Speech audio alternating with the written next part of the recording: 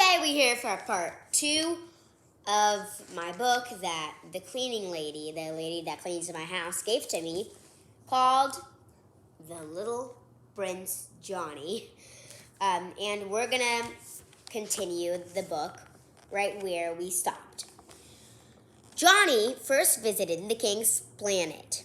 He had been traveling and was tired when he first met the king.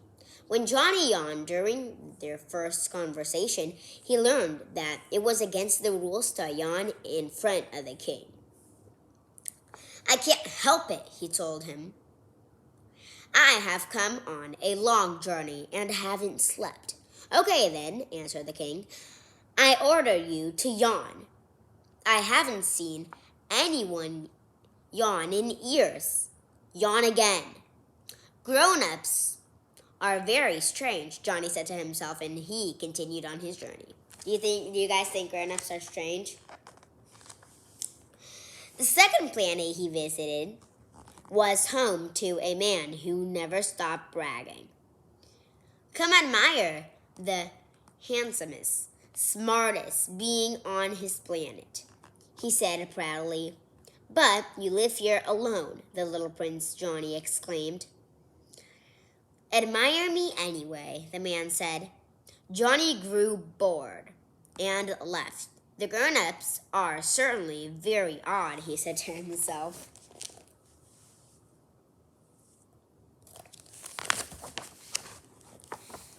The next planet was the home to a man who drank too much wine. When Johnny got there, he asked, "Why do you drink so much?" "To forget," he replied slowly.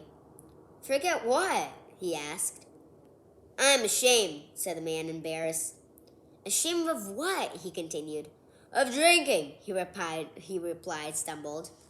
Then the little Prince Johnny went to the businessman's planet. The businessman said he owned all the stars in the sky. As soon as the little Prince Johnny saw him, he asked, "What good does it do to own the stars?" "To get rich," the man replied. "And what good does it do you to be rich?" he asked the man. "So I can buy more stars," the man answered, "if any others are discovered." The little Prince Johnny thought this was silly and decided to continue on his journey. So far, during, the little Prince Johnny's journey, he saw the king. He saw, it was a guy, I forgot his name. It was a man to a guy that never stopped bragging. And then he met the guy that never stopped drinking. And then now he just met the businessman. Let's see who else he will meet. On the next planet that Johnny visited, there was only room for one street and a lamplighter. He waved at the lamplighter and said, "Good morning. Why did you just turn your light back on?" "Because it is nighttime," the man exclaimed. Then, a minute later, the light was back off again. "I don't understand," Johnny said. "Why did you turn off the light again?" "Every year, my planet has turned faster and faster. Now it makes a complete turn every minute, and I have no time to rest." Johnny was sorry to leave this planet because it was blessed with 1,440 sunsets every day. But it was only big enough for one person. Next, the little Prince Johnny went to a geographer's planet where I live isn't very interesting. The little Prince Johnny said, "I have 3 volcanoes and a flower." Johnny thought of his flower and suddenly missed her. "Where should I go next?" he asked the geographer. The planet Earth," he said. "People like it there." So Johnny left, thinking of his flower.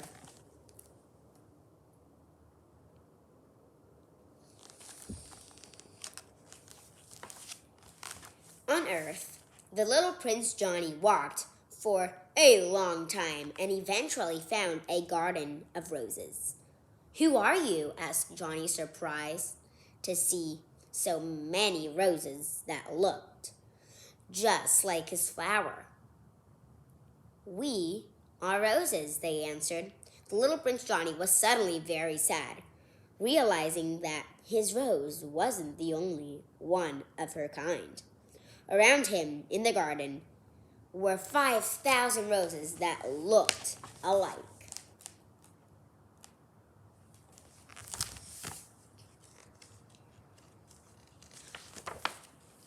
Suddenly, a fox appeared. The little Prince Johnny got to know the fox, and the two became best friends. The fox told him a secret.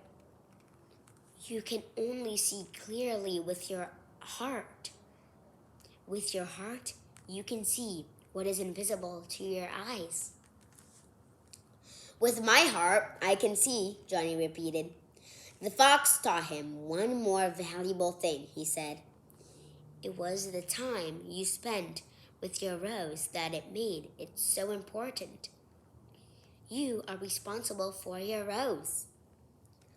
"I am responsible for my rose," the little Prince Johnny repeated, so he would be sure to remember.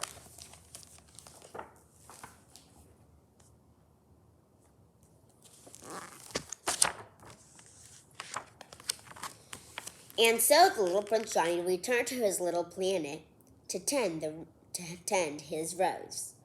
But before leaving, he reminded Antinoy that he would always be friends with him. "Look up at the stars when you miss me," he said. "I'll be living in one of the stars, laughing when you look up at night. It will be as if all the stars are laughing." Antinoy knew that the little Prince Johnny was back on his home planet caring for his flower. Whenever Antinoy looks at the stars, he is happy. He can hear the laughter of the stars, and he can hear the laughter of his friend, the little Prince Johnny. That was the book, The Little Prince Johnny. And then if you guys want to take a screenshot or just take a little picture of this, because it says Pilot of the Stars, which is all about the author of the book. And this was the book, The Little Prince Johnny. I hope that you liked this book. And if you didn't see part 1, make sure you watch part 1 so you know how was the beginning of the story. Okay, if you guys want me to read more books like this, make sure to tell family members and friends to subscribe, give likes, and stay tuned. Bye!